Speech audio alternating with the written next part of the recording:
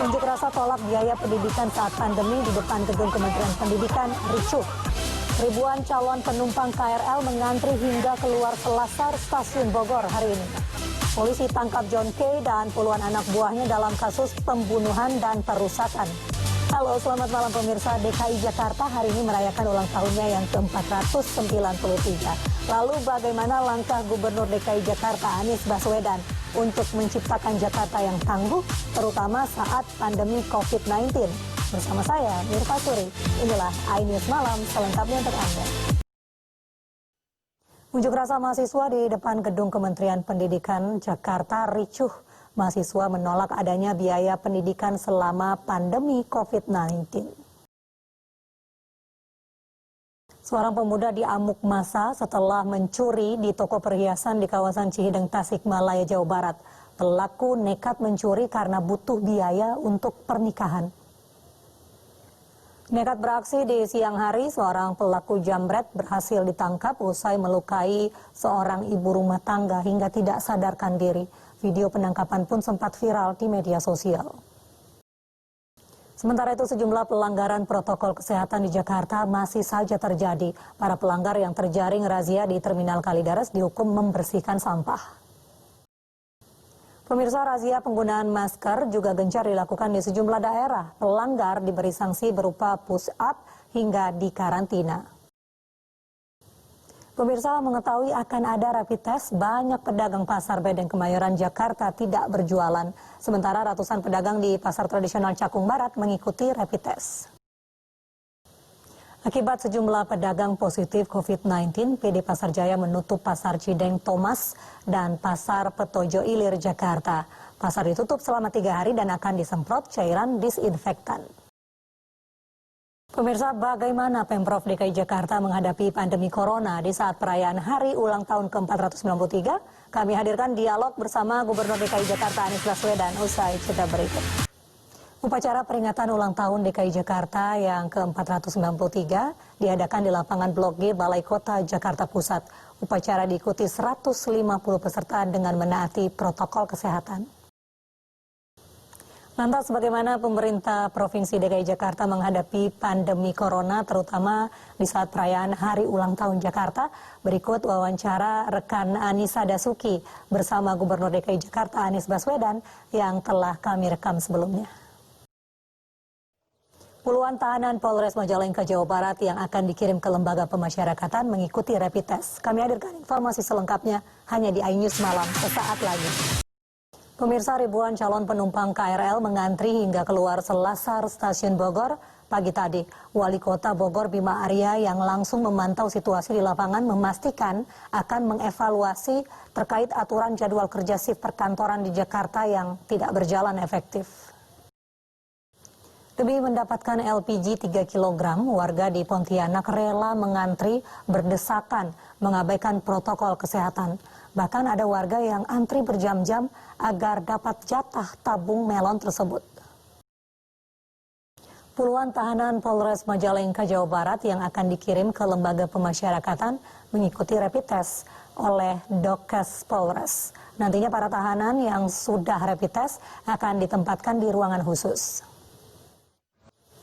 Jumlah pasien positif COVID-19 di Indonesia masih terus bertambah menjadi total 46.845 orang. Pemerintah mengingatkan pentingnya mematuhi protokol kesehatan di fasilitas umum seperti pusat perbelanjaan dan juga transportasi umum.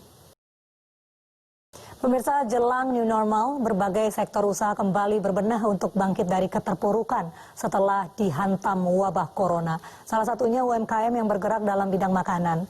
Untuk itu MNC Peduli bersama produser pangan Asia membantu pelaku UMKM bangkit dengan cara memesan makanan yang kemudian disalurkan kepada masyarakat yang membutuhkan.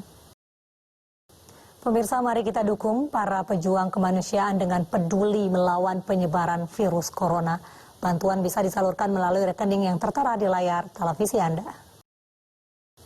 John K. bersama puluhan anak buahnya ditangkap polisi akibat bentrok terkait urusan pembagian hasil penjualan tanah. Selengkapnya di iNews Malam sesaat lagi.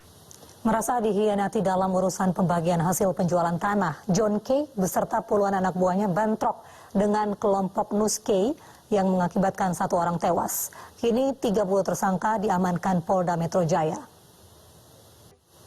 Evakuasi WNI anak buah kapal kembali dilakukan di dermaga pelabuhan JICT Tanjung Priok, Jakarta. 343 ABK tiba di dermaga dan akan swab test untuk mengetahui positif COVID-19 atau tidak. Mahkamah Konstitusi menggelar sidang perdana uji materi Undang-Undang Nomor 32 Tahun 2002 tentang penyiaran dengan pemohon PT Visi Citra Mitra Mulia atau iNews dan PT Raja Wali Citra Televisi Indonesia (RCTI). Uji materi ini merupakan upaya untuk perlindungan kepentingan nasional. Dasar permohonan uji materi ini tidak semata-mata kepentingan para pemohon saja, namun di dalamnya ada kepentingan nasional yang jauh lebih besar. Tujuan dibentuknya Undang-Undang Penyiaran untuk melindungi kedaulatan nasional di bidang penyiaran. Karena di dalamnya diatur mengenai asas, tujuan, fungsi, dan arah penyiaran. Bahkan diatur tentang pedoman mengenai isi dan perilaku siaran. Berdasarkan alasan hukum dan konstitusional, Majelis Hakim Mahkamah Konstitusi dimohon untuk mengubah redaksional pasal 1 ayat 2 Undang-Undang Penyiaran karena menimbulkan multitafsir dengan apa yang disebut penyiaran.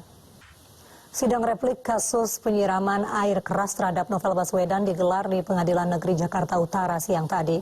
Jaksa penuntut umum menolak seluruh pledoi 2 terdakwa dan tetap pada tuntutannya, yaitu 1 tahun penjara. Menko Polhukam Mahfud MD hari ini mengundang semua menteri koordinator untuk membahas langkah-langkah penegakan hukum.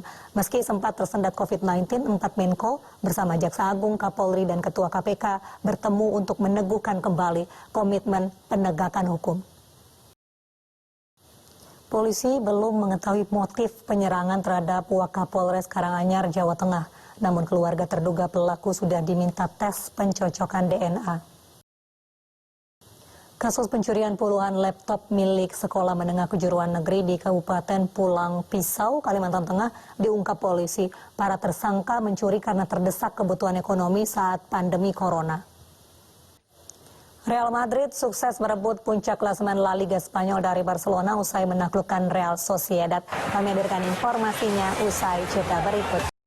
Pemirsa, kita mulai segmen olahraga dari Liga Primer Inggris di mana Chelsea sukses mencuri poin penuh di kandang Aston Villa. Sementara Liverpool masih harus menahan lebih lama pesta juara Premier League usai diimbangi rival sekota Everton.